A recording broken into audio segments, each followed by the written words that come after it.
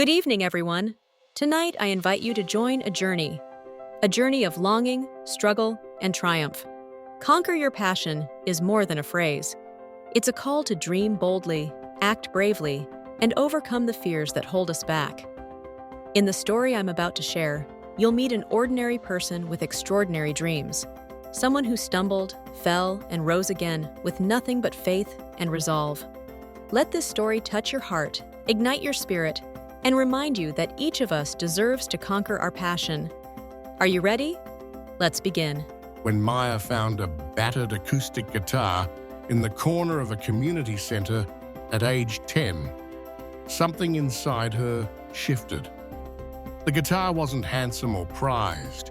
Its strings buzzed, and its finish was scratched. But when she plucked her first unsure chord, she felt a small electric certainty. This was how she wanted to speak to the world. Luis, the volunteer who taught the kids, showed her basic chords, how to listen to rests between notes, and how a simple melody could hold an entire sentence of feeling. To Maya, those first lessons felt like sunlight finding a gap in a gray sky.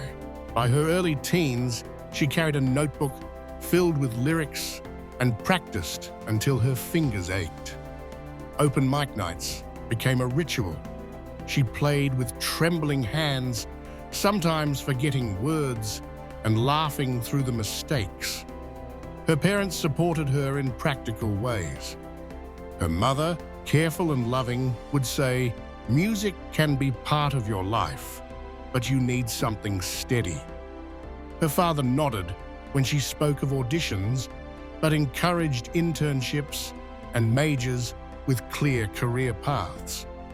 Maya agreed because she loved them, and because choosing music felt like risking everything she didn't yet know how to keep.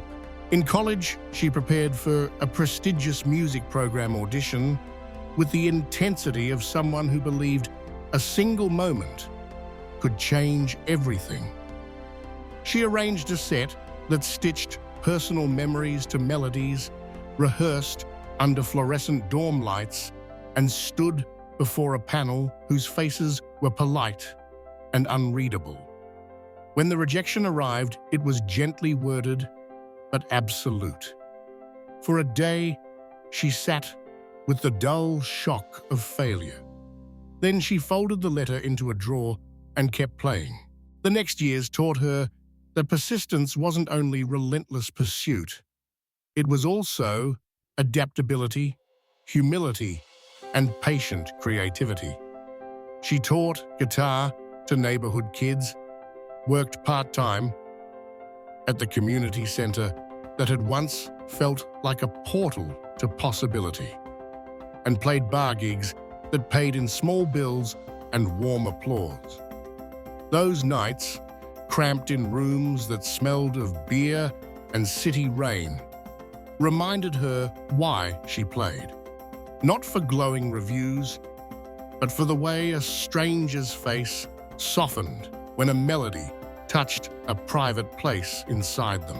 At 24, life rearranged her priorities. Her father grew sick, medical bills amassed, and Maya needed steadier income. She took a daytime administrative job at a law firm, orderly hours, predictable pay, and continued teaching and performing evenings and weekends. The balance was exhausting. Some days, she resented the compromise. Other days, she relished the security that allowed her to breathe. The guitar case became a weight she didn't mind carrying. Doubt was a frequent, unwelcome companion. Bandmates drifted, opportunities stalled, and Maya began to ask whether she'd misread her own talent. In the after hours, she would climb the building's fire escape and play into the night. From that height, the city sounded like an orchestra of small lives. Distant horns, laughter, the occasional siren. Each sound a reminder that the world was larger than any single disappointment. Change arrived modestly.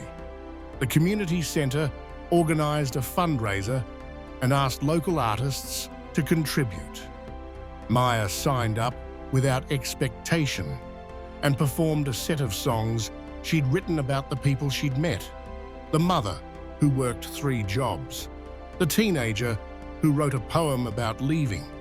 The cashier, who hummed lullabies on his break.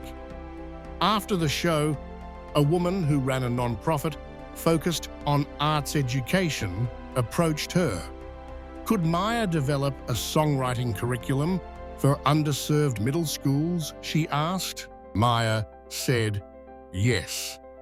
The contract brought steady income, but more importantly, it invited her to teach the craft she loved. Translating her intuitive songwriting process into lessons wasn't easy.